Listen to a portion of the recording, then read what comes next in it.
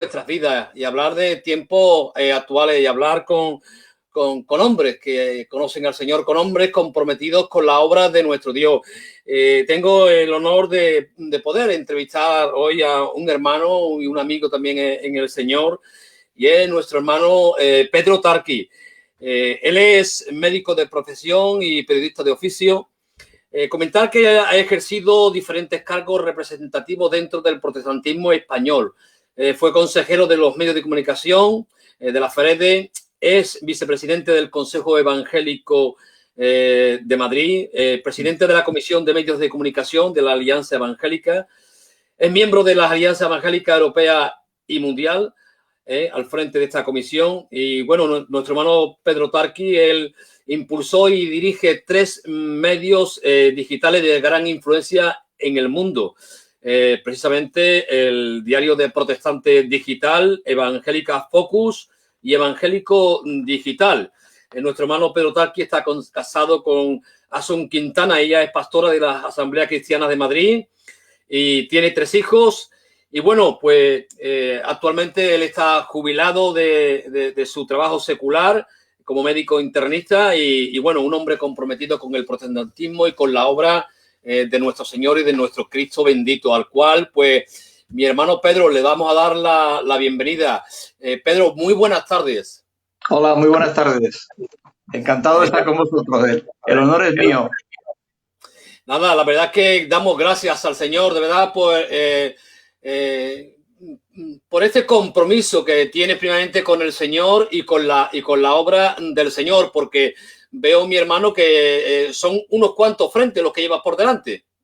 Bueno, yo pienso que cualquier verdadero cristiano, esté en la responsabilidad que esté, siempre está comprometido con el Señor, porque el amor y el compromiso de Jesús fue tan grande que cuando llega a nuestro corazón, como mínima respuesta, lo que origina es el deseo de servirle y de ser útil al Evangelio, que son buenas noticias, ¿no? Que es al final lo que Jesús vino a traer al mundo. Así que yo creo que es lo normal en cualquier creyente. Lo único que a veces es más destacado, se ve más, otras veces se ve menos.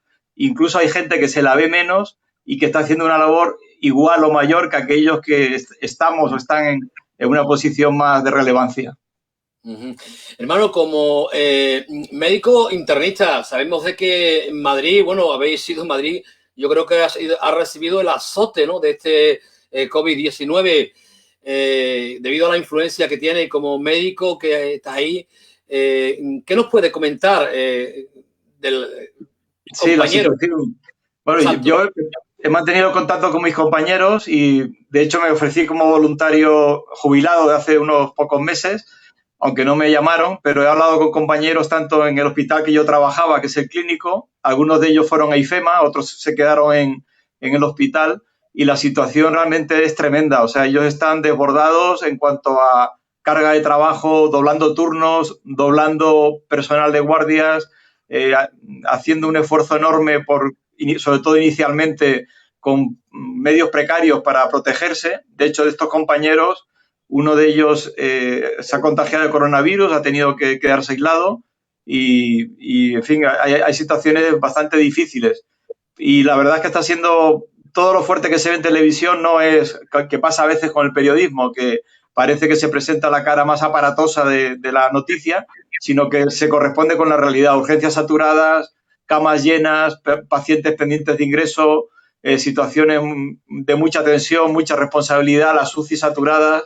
Así que realmente está siendo una situación absolutamente fuera de lo normal en todos los sentidos. La verdad que es impresionante ver ese pabellón de IFEMA como un hospital de campaña. Eso es algo impensable. Sí, aunque lo que tiene el pabellón de IFEMA, bueno, ha sido una obra de un inmenso mérito el ponerla en marcha. Ha tenido un pequeño caos inicial, lógico en algo así, pero bueno, ahí van los enfermos menos graves. Yo creo que impresiona mucho ver ese pabellón tan grande lleno de camas, pero esas mismas camas están metidas en los hospitales, en las urgencias, con enfermos que van llegando con situaciones críticas y que eso no se ve porque eso es la intimidad del hospital y está un poco fuera de lo que es lo que captan las televisiones. Pero lo que se ve en IFEMA es mucho más dramático dentro de los hospitales todavía. Lo que sí también somos conscientes de que de que han sido muchos hermanos creyentes, ¿no?, los que han sido afectados también por este virus. Sí, bueno, como igual dice que el sol sale sobre justos y injustos, y ser cristiano no nos protege de participar de las enfermedades que hay alrededor nuestro. Y en ese sentido, bueno, hay hermanos, quizás el más conocido, José Pablo Sánchez, director de Buenas Noticias, que estuvo ingresado sin tener una situación de gravedad, pero ha habido hermanos que ahora mismo Miguel Palacios, que es un pastor evangélico de la iglesia de Filadelfia, está en la UCI, ingresado muy grave.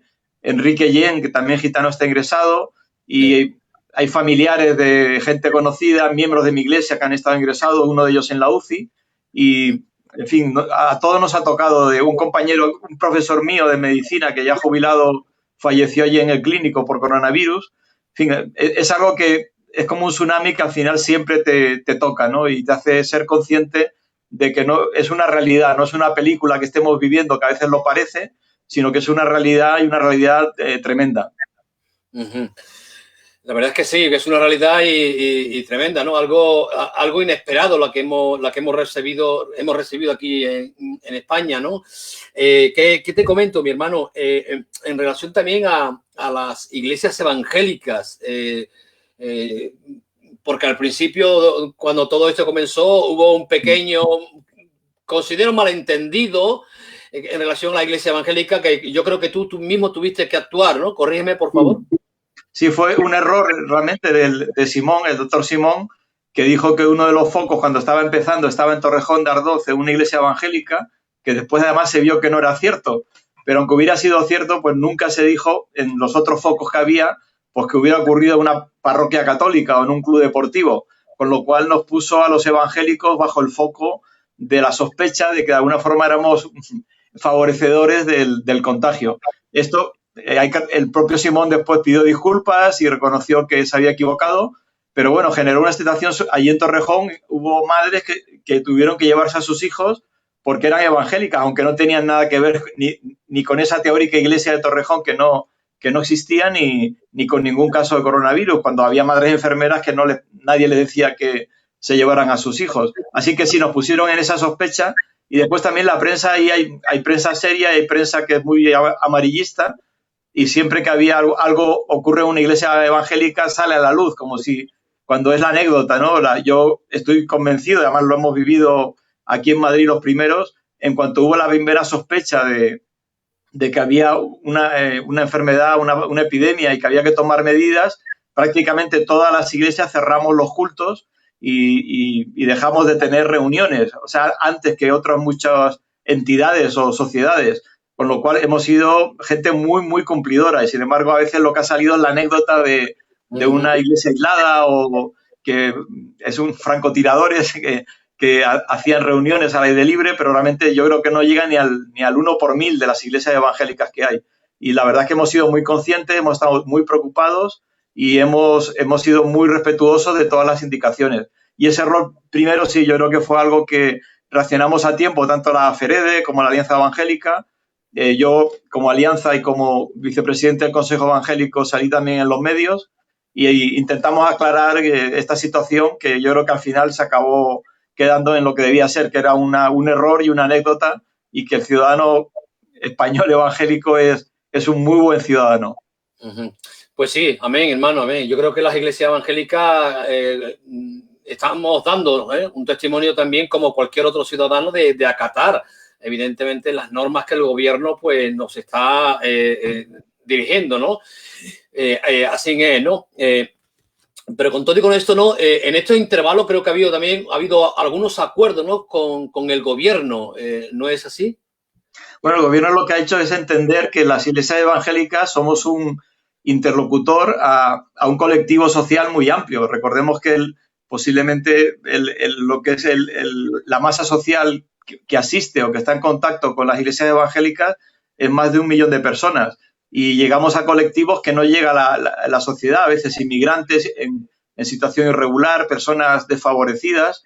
Y el gobierno y la Consejería de Sanidad lo que ha entendido es que debía contar con la colaboración, y ha habido una fluidez de comunicación, sobre todo a través de la FEREDE, para que se transmitiera y se dieran a conocer pues las pautas y las indicaciones y la forma de colaborar para que nuestra integración en la sociedad, que es muy alta y mucho mayor de lo que se conoce. Yo quiero recordar que Diaconía hizo un recuento de lo que los evangélicos conseguimos como obra social en dinero de apoyo a la sociedad, y creo que somos, si sumamos todo lo que hacemos los evangélicos como denominaciones, entidades, somos la tercera ONG en España, solo por detrás de Cruz Roja y de Cáritas.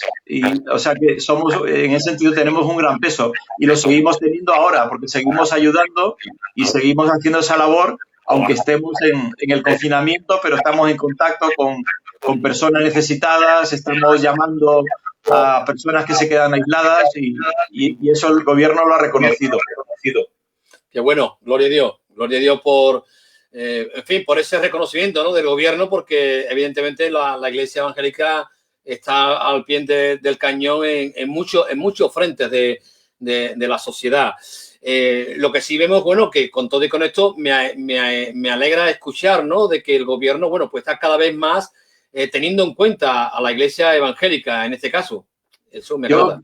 Sí, yo creo que siempre lo que más reconoce el gobierno es la labor de integración social, sobre todo de los necesitados y desfavorecidos y de los extranjeros inmigrantes. Yo creo que ahí ellos se dan cuenta de que alcanzamos lo que no alcanza el resto de sociedad, porque nosotros no solamente hacemos una labor, vamos a decir, benéfica de ayuda, sino hacemos una labor de integración en nuestras iglesias, integración cultural, integración social, integración de red de recursos, no porque esa sea algo planificado, sino porque es la forma normal de vivir nosotros como iglesia en comunidad. Somos la Iglesia evangélica, somos pequeñas parroquias muy vivas y muy familiares. Así que, hermano, he estado viendo, ¿no?, que existe un pequeño vídeo y también un pequeño escrito hablando sobre el coronavirus, prevención y pánico. Y hacía un poco recuento de todas aquellas cosas que han sucedido, ¿no? Pero me llamaba la atención en este artículo que estabas hablando, ¿no? Y decía lo siguiente, ¿no? Permíteme que lo lea, ¿no? Dice, vivimos en una sociedad occidental en la que creemos tener el control y así lograr tener la paz interior. Y sigue diciendo, ¿no? Tener la paz interior, dice, de la vida y de la muerte, de la salud y de la enfermedad, del placer y del futuro. Y cualquier cosa nueva que surge nos da pánico porque demuestra nuestra realidad última. Somos reyes desnudos, naves a la deriva, señores de la tierra, mínimos perdidos en un continente sin horizonte. Yo digo que es una realidad. ¿No es así? Sí, tenemos por un lado una falta sensación de control. Es decir, aunque tenemos situaciones como los accidentes de tráfico, los suicidios en adolescentes, el bullying, que son situaciones que están totalmente descontroladas, la violencia hacia la mujer. Pero bueno, como lo tenemos metido en nuestro esquema, ¿no? Pero cuando llega algo que se sale del esquema, nos damos cuenta de que realmente no tenemos el control de nada. Y si colocamos la epidemia del coronavirus en su contexto real, en el marco, la mortalidad de este coronavirus, que es una mortalidad mayor que la gripe, o sea, la gripe A, por ejemplo, que fue una epidemia bastante severa, hace 2 años se llevó la vida de 16.000 españoles, es decir, una cifra altísima. Lo que pasa es que ocurrió a lo largo de 5 meses, no todo el tiempo de lo que es el otoño-invierno. El coronavirus está en 15.000 ahora mismo. Va a ser mayor, va a subir. La mortalidad, digo, la gripe es un 2%, el coronavirus aproximadamente será el 4%, afecta sobre todo gente mayor, pero no es una mortalidad, por ejemplo, el ébola es del 40-70%, y es una pandemia que ocurre, una epidemia, perdón, que está allí en África continuamente. Entonces, ante esta situación, es decir, no, el gran problema es que nos ha llegado de golpe, que no sabemos, que desconocemos, y eso nos da esa sensación de falta de control. No es una situación terrible como la que están viviendo, yo qué sé, o el dengue en Latinoamérica, que mata a muchas más personas.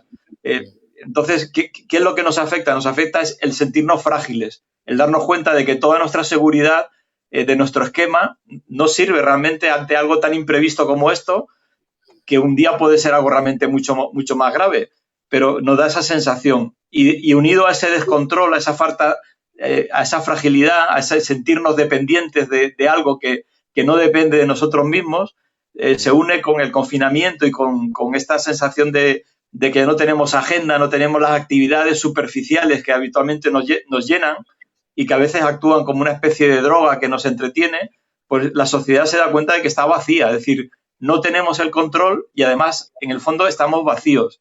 Y ese vacío nos lleva a darnos cuenta de que esa paz que tú nombrabas desde el artículo, esa paz interior no existe. La única paz interior no es que tengamos el control, la única paz interior no es que estemos seguros, no es que estemos con sensaciones continuas de bienestar alrededor, sino es una paz mucho más profunda que tiene que ver claramente, si miramos el Evangelio, con la relación con Dios. Si tenemos, yo antes mencionaba que yo me ofrecí como voluntario para ir a IFEMA y ahí tienen los papeles.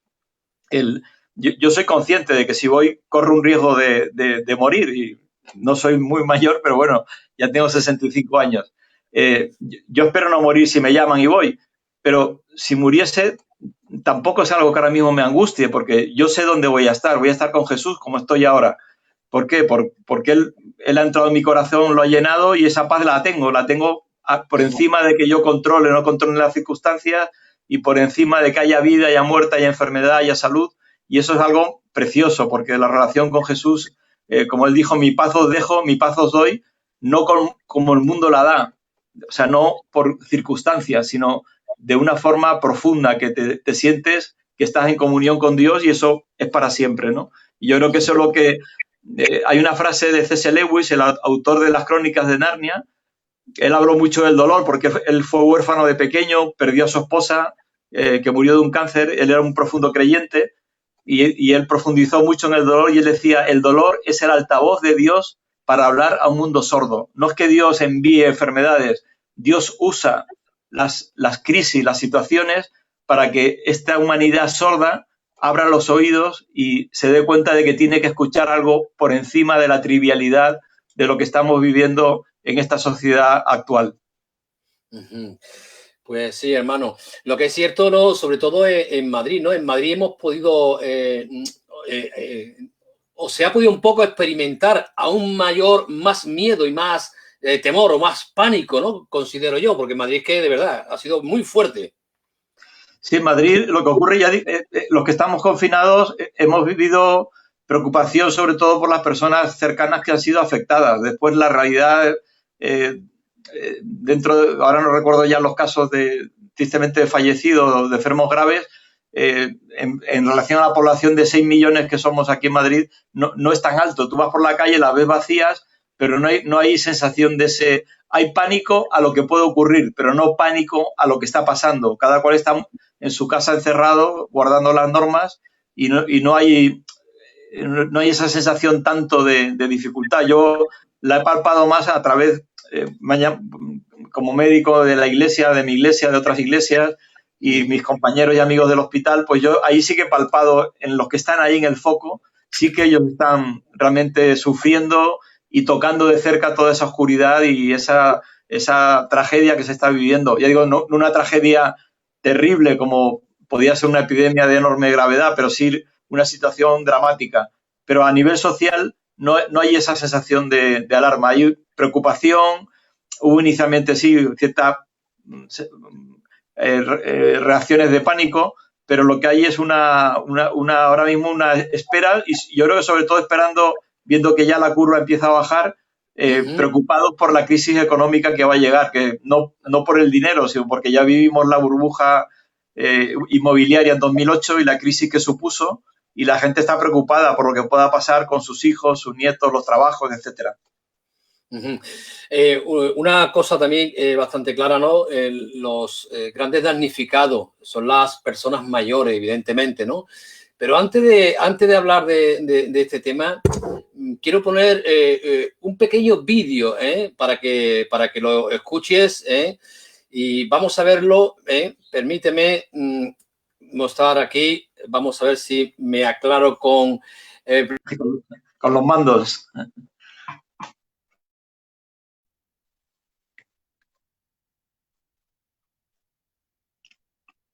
Ponemos la pausa con el gran Luis del Olmo. Luis, cuando tú quieras. Sí, Javier, este es un homenaje a todas las abuelas del poeta Pedro Tartis. Abuela, se te están escapando los años por entre madejas de azar, perenne, florecido en lo alto de esta tu tardía primavera.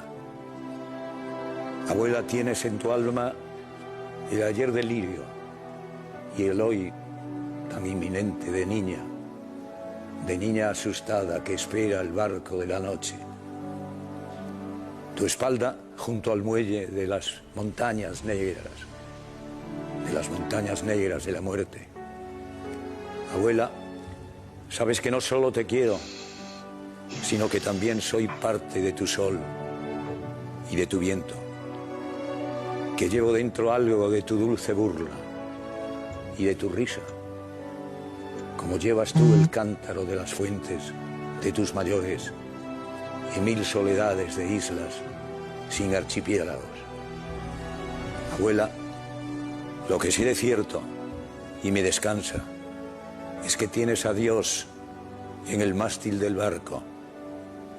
Él será vela que en la hora desvelada te lleve a buen puerto de la Jerusalén nueva. Allí descansarás y me recibirá tu abrazo el mismo día que yo muera. Abuela. Muchas gracias, Luis. Como siempre. Bueno, hermano, de verdad. Que... Maravilloso. De verdad, hermano. Te lo digo en el Señor. Maravilloso. Este vídeo, creo que este poema que el Señor te dio, yo creo que hace ya 2 años, ¿no? Que el Señor, y precisamente en abril, y dedicado, sí. Dedicado a los mayores, a nuestros abuelos, a nuestras abuelas. Ese poema lo escribí cuando murió mi abuela.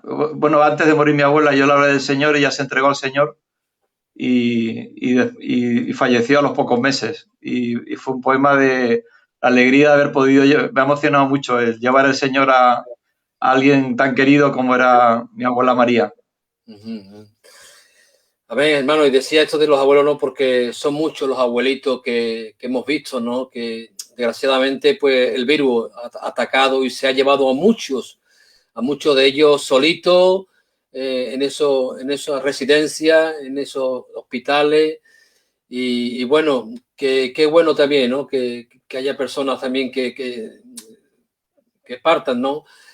Llevarle esperanza también a nuestros mayores, a nuestros abuelos, ¿no? La verdad es que, en fin, felicitarte por este poema, y yo creo, ¿no? Que un honor y un privilegio también, ¿no? Que Luis del Olmo haya tenido a bien, ¿no? El poder recitarlo, ¿no? Y en un programa tan importante y en 1 hora punta. Sí, además yo, después intenté averiguar cómo lo había encontrado y nunca lo supe. Esos son los caminos de la providencia, ¿no? Pero sí, me emocionó mucho cuando yo no lo vi al principio, me lo enviaron después y la verdad es que me emocionó que alguien como, además Luis del Olmo es por voz y por sentimiento y por todo, ¿no? Y como tú dices, 1 hora tan importante que lo leyera, pues para mí fue un regalo auténtico, ¿no? Y quizás es lo que tú decías, dar la importancia a la gente mayor, es la vida humana, ¿no? Vivimos una sociedad que es muy pragmática, parece que mientras servimos para algo somos útiles, cuando ya no somos tan útiles, pues podemos hablar de niños discapacitados, niños con síndrome de Down, que ya sabes que la mayoría son abortados, o personas mayores cuando dejan de ser productivos o son una carga que esta sociedad a veces los margina, ¿no? Qué bueno que haya personas, hijos, nietos, que quieran esas personas mayores que siguen siendo útiles porque son un reflejo de todo lo que han aportado, lo que han vivido, lo que han dado y muchos de ellos siguen dando mucho. De hecho, en las crisis los abuelos han sido los que han sacado adelante muchas familias, tanto económicamente como cuidando a los niños. Así que, abuelos, enhorabuena a todos. Amén, amén, así es. Hermano, traer también, ¿no? Bueno, este vídeo precisamente de abuela, hace exactamente, yo lo tengo aquí, pues lo he sacado de la Evangélico Digital, fue realizado el 7 de abril del 2018, hace casi exactamente, menos un día, hace exactamente 2 años. 2 años. Sí, sí. Literalmente casi 2 años puntuales. Hay también un artículo que sacaste, ¿no? que me ha llamado bastante la atención, porque he visto, bueno, antes de hablar de estos artículos, ¿no? Tienes un libro, he visto 45 artículos. Ese libro, cuéntanos algo, por favor, mi hermano.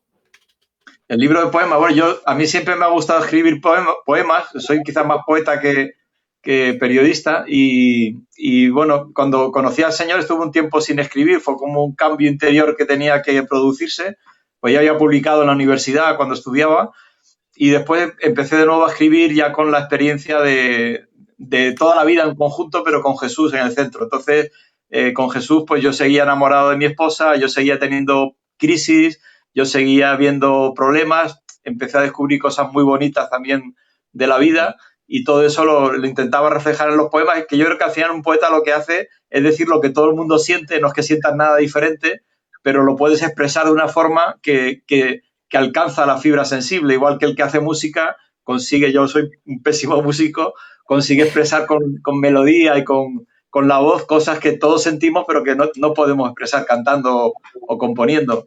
Y en esos poemas es lo que intento, reflejar muchas cosas de la vida, pero teniendo en cuenta que hay detrás está siempre, lo nombre o no lo nombre, la experiencia de Dios presente.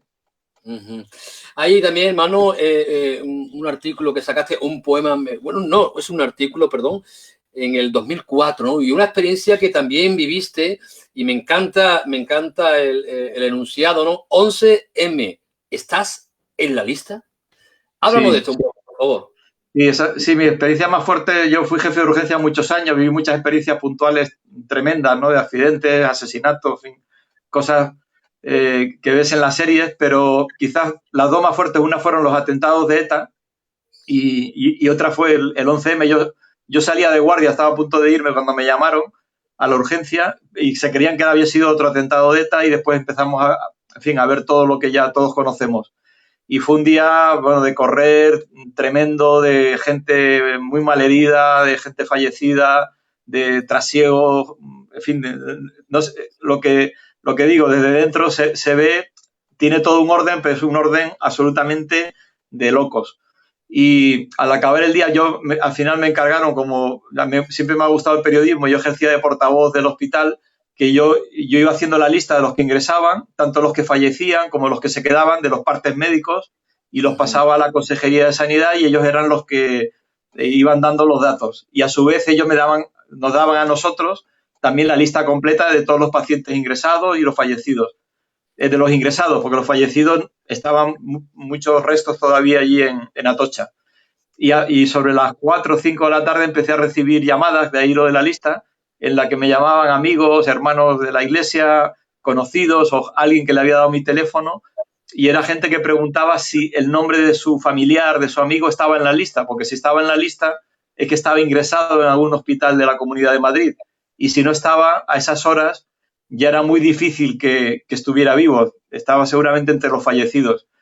Y yo recuerdo cuando me llamaban lo angustioso que para mí también era empezar a mirar la lista y buscar ese nombre y por desgracia me llamaron 10, 12 veces, pues menos una vez, el resto no estaba en la lista. Y yo viví aquella experiencia como muy angustiosa por la carga que tenía, ¿no? Al yo responder parecía que estaba haciendo una sentencia de muerte, ¿no? Y eso me hizo recordar que habrá un día en el cielo donde también se pasa la lista y el Señor, en esa lista estarán escritos solamente aquellos que con la sangre del Cordero, con la sangre del Jesús, estén escritos allí porque han aceptado esa sangre para ser salvos, ¿no? Como perdón, reconociendo que somos personas que nos equivocamos, que traducido al lenguaje bíblico es pecadores, que somos personas que fallamos, personas que sí, que tenemos buenas intenciones, pero que si repasamos la vida siempre va a haber ahí puntos oscuros y puntos donde nos sentimos culpables. Y lo único que nos va a permitir estar en la lista es la sangre de Jesús. Y yo decía ahí que qué importante es que podamos responder, sí, yo voy a estar en esa lista, en la lista que se leerá como cuenta el libro de Apocalipsis, la lista del libro de la vida. Ajá, qué bueno. Hermano, hay otro poema que es, actual, ¿no? Que también cuando lo he leído también ha llegado a mi corazón, ¿no? Y es Maldad humana versus justicia divina, en el cual nos habla, ¿no? De ese Dios que parece que nos quejamos a nuestro Dios, pero luego vemos esa misericordia en la cruz de Cristo. Coméntanos tú, por favor. Sí, bueno, vivimos un mundo que es un mundo de apariencia muchas veces, ¿no? Y a veces coge lo anecdótico y lo convierte en una norma. Por ejemplo, ahora mismo vivimos los aplausos a los sanitarios, vivimos la solidaridad, en fin, se ensalza todo esto y es real. Eso no es falso, es real. Pero igual que eso es real, también es real que hay una maldad inherente al ser humano. Es decir, y esa maldad está en todos nosotros. Amén. Y en unos se manifiesta más, en otros menos. Podemos tener momentos de la vida en que nosotros participamos de esa maldad o muchas veces la sufrimos, la mayoría de los casos. Y eso a veces nos hace preguntarnos ¿dónde está Dios, ¿no? Cuando sufrimos? ¿Dónde está Dios cuando el mal llega y me afecta y me toca y me hiere? Porque el mal hace daño. Y ahí realmente no hay respuesta. Yo en mi vida repaso los momentos difíciles que he sufrido, no por culpa mía, sino por culpa de personas ajenas a mí, sean de manera voluntaria o involuntaria, y realmente no hay respuesta, salvo que mires a Jesús en la cruz, ¿no? Porque lo que hizo Jesús, y vamos ahora a celebrar la Semana Santa, es asumir las culpas de cada uno de nosotros. Él él podía haber dicho, yo soy el gran inocente, yo soy el que nunca hizo nada malo, el que siempre hizo el bien, pero él dijo, pero yo voy a asumir porque si no tenéis otra salida. Y él, en los latigazos que recibió en el palacio de Pilato, en esa agonía que sufrió hasta llegar a la cruz, en esa terrible tortura que es la cruz, en la que mueres asfixiado, desgarrado, colgado de unos clavos que te están tirando de los nervios y descoyuntándote los hombros y las articulaciones, en esa agonía él estaba soportando sobre él las culpas de cada uno de nosotros. Y cuando miramos esa cruz y a Jesús, ahí está toda la maldad del ser humano y toda la justicia de Dios cayendo sobre Jesús. Pero lo hermoso es que Jesús venció sobre eso, resucitó. Qué bueno. Para venir al corazón de cada uno de nosotros y decirnos, yo te traigo la paz, te traigo el perdón. Por encima de la maldad, por encima de las circunstancias, por encima de tus culpas y las culpas de los otros, yo te traigo la paz y el perdón. Y yo creo que eso es lo más maravilloso que nadie puede experimentar, y eso además es un regalo de Dios, no es ningún mérito que podamos hacer ninguno de nosotros. Y eso es lo que, haya coronavirus, haya enfermedad, haya muerte, haya cualquier circunstancia de crisis, eso nadie nos lo puede arrebatar. Hermano, estos poemas, artículos que tiene, ¿dónde lo pueden buscar los hermanos? ¿Dónde lo pueden encontrar, por favor? Hay un libro que es Mirada Azul, que lo vende el Consejo Evangélico de Madrid. Si lo ponen en Google, igual no sé si quedan ya ejemplares. Y después, tanto en Evangélico Digital como en Protestante Digital, si pones Pedro Tarquis poesía o poemas, pues aparecerán ahí. Voy sacando de vez en cuando alguno. No me quiero aprovechar. Yo soy el director general, después cada medio tiene su director, y entonces yo como no quiero aprovecharme para poner ahí todos mis poemas y los saco de vez en cuando, me quedan todavía bastantes que publicar, sigo escribiendo algunos poemas y bueno, espero a ver si puedo conseguir otro libro, pero buscando en Google Pedro Tarquis, poemas, poesía, seguro que aparecen. Hermano, hablamos de Protestante Digital, una revista ya consolidada, ¿no? Con un peso ya bastante importante, ¿no? A nivel mundial, podemos decir, ¿no? ¿Es así, hermano? Sí, fue un proyecto. Protestante Digital va a cumplir 16 años y ha crecido mucho desde que empezamos. Lo fundé en su momento como un proyecto de la Alianza Evangélica Española, pero es para servir un diario, vamos a decir, profesional, pero con una cosmovisión bíblica, pero con un lenguaje, trabajo periodístico acorde a cualquier otro medio, ¿no? En el sentido de profesionalidad.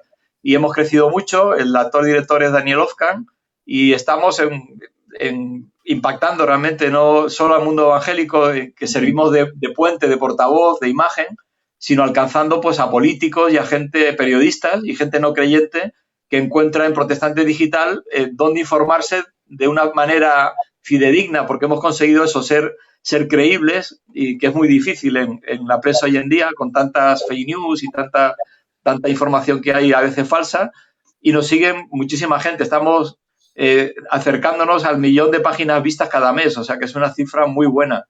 Claro. Y realmente estamos muy contentos y sirviendo ahí, sintiéndonos útiles, porque lo que hacemos es servir para eso. Por ejemplo, hoy Hoy habéis hecho en Jerez la Fraternidad Evangélica, un reparto de 1.500 kilos, si no me equivoco, de alimentos.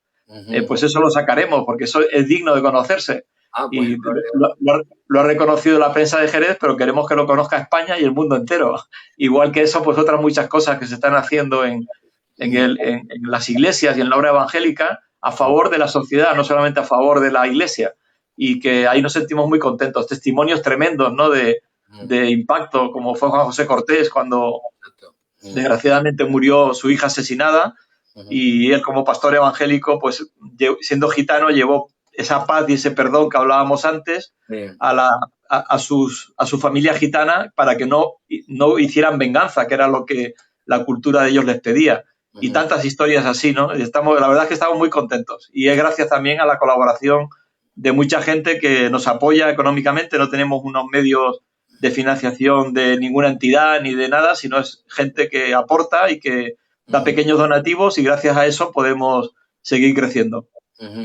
Gloria a Dios. Lo mismo ocurre, ¿no?, con la revista Evangelical Focus, ¿no? Yo creo que tiene un alcance ya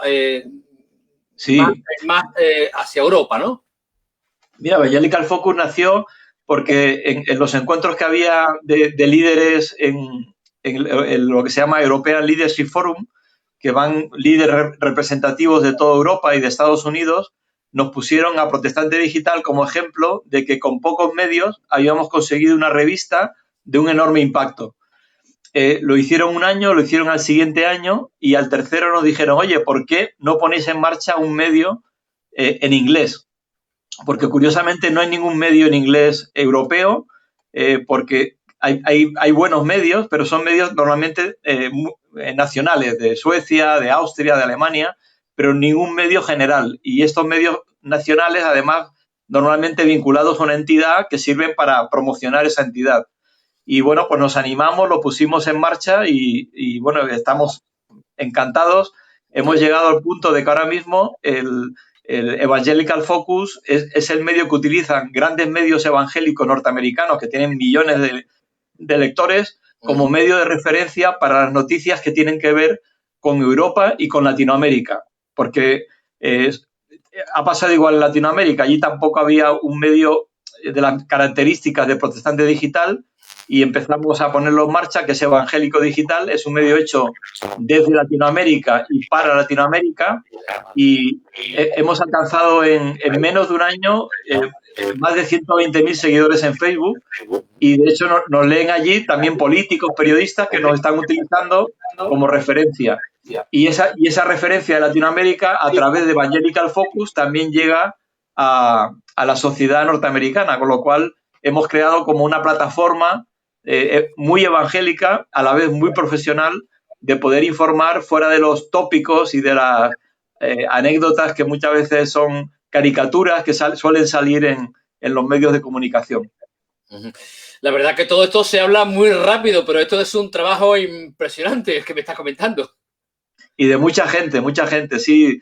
Lo bonito, yo creo, cuando un proyecto, Dios pone una visión de algo que realmente es de Él, la gente se ilusiona y se suma, y ahora mismo somos un equipo muy amplio, ¿no? La Alianza Evangélica Española como junta y como entidad es la que nos respalda, pero después hay varios periodistas profesionales que están dedicados a tiempo completo o parcialmente, que son Daniel Ofcan, Joel Foster, Jonathan Soriano, Belén Díaz y Javier Bolaños.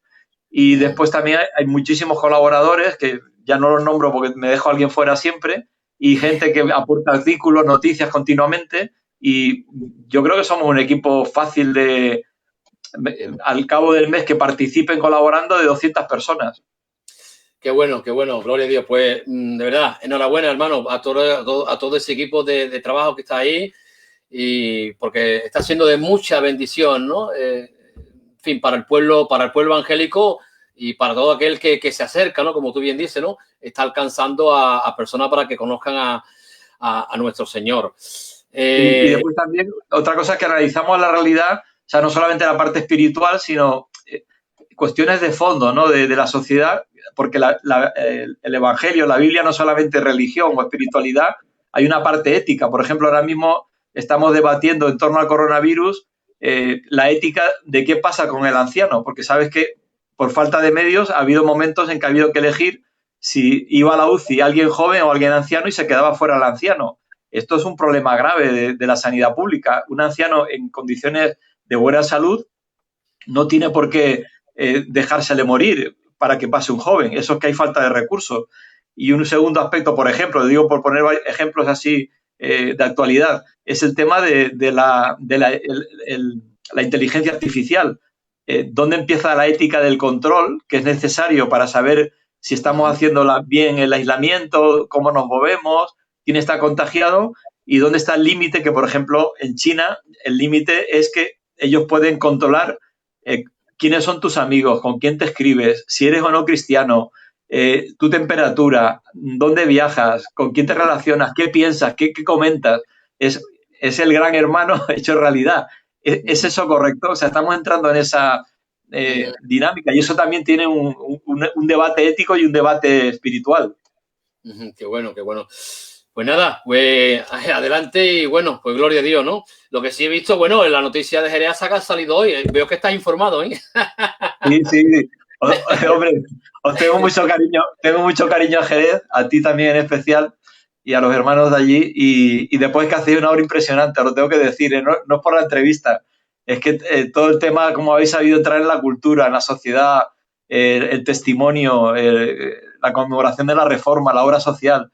Yo de verdad que os felicito, o sea, que eso, por eso decía antes que hay cosas que se ven más y cosas como están ahí locales, quizá la gente intentamos en Protestante que se conozca, pero de verdad que es para felicitaros. Estáis no solamente siendo una luz, sino siendo un calor que quita el frío de la sociedad que tenéis a vuestro alrededor.